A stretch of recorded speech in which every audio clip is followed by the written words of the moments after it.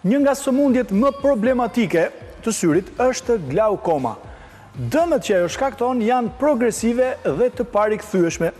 Prandaj e shoh të domosdoshme që të kemi një uri sado minimale në lidhje me këtë sëmundje. Specialistja.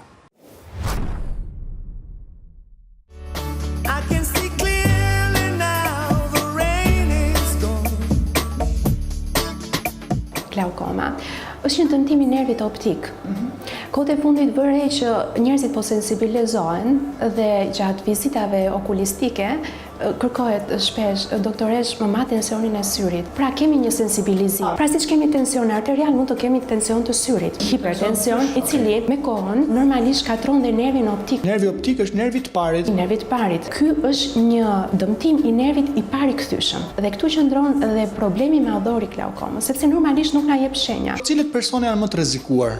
Domethënë në pikpamjen e shëndetësore, të mënyrës jetesës, së profesioneve, ka ndonjë? Ka një prirje, persona mbi moshën 40 vjeç, personat që kanë hipertension arterial, tek miopët. Pra, nëse mund të themi, ka disa kategori, faktor risku, por që më tepër i dim ne si mjek këto. Mirë, po pacienti nuk është se është kaq shumë i informuar dhe të drejtohet tek okulisti.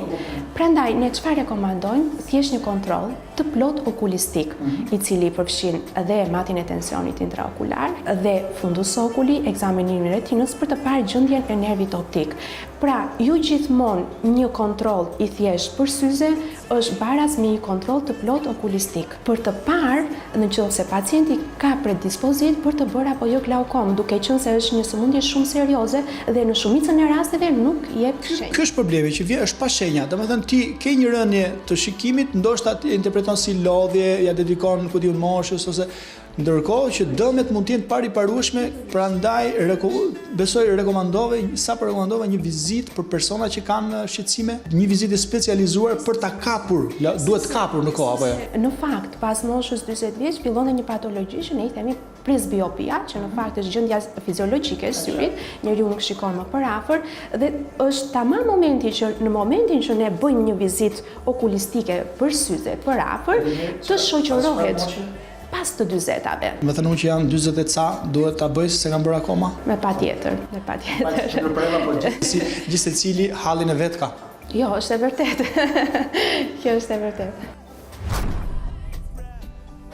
A është shprehur si smundje? Domethënë në praktikën tuaj shikoni shpesh njerëz që kanë shenja? Një mjek specialist okulist me patjetër e dallon nëse pacienti ka një predispozicion për të bërë glaukom dhe normalisht bëhet një vizitë më e thelluar. Prandaj neve si rutinë gjithmonë rekomandojmë ekzaminimin e plot okulistik. Pra ju vetëm vajta tek okulisti, ndryshova numrin e syzeve. Edhe si trajtohet?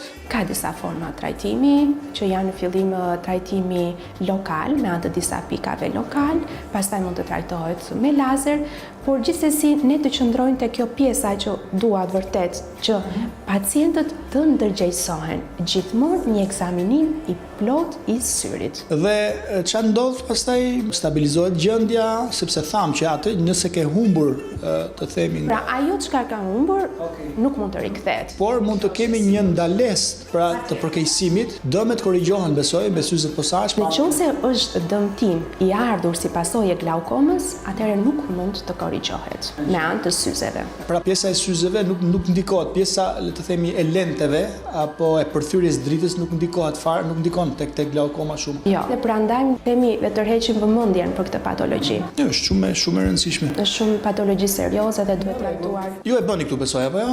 Patjetër, një vizitë plot okulistike, matje tensionit. Atëherë miq, besoj e dëgjuat doktoreshën në tërësinë e shpjegimit të saj, nëse dhe ju mendoni jeni mbi të 40-at, ndoshta edhe më të rinj. Pak më rrallë. Pastaj mos sepse kemi edhe glaukomin kongjenital që është tek fëmijët e vegjël, por kjo është një patologji tjetër që mos t'i hym. Meqense kemi këtu doktoreshën, këtu janë pajisjet, janë nga më të fundit. Pajisjet këtu në Zayas Vision Center janë vërtet mbreslënse. Në Toptani Center ju vini, bëni shopping, bëni gjëra tjera çfarë doni, se bëni një vizitë të detajuar okulistike, nuk është asnjëherë keq.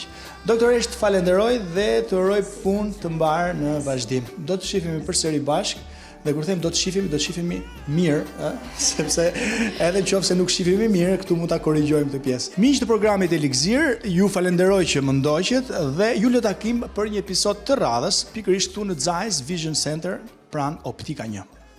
Mirupafshim.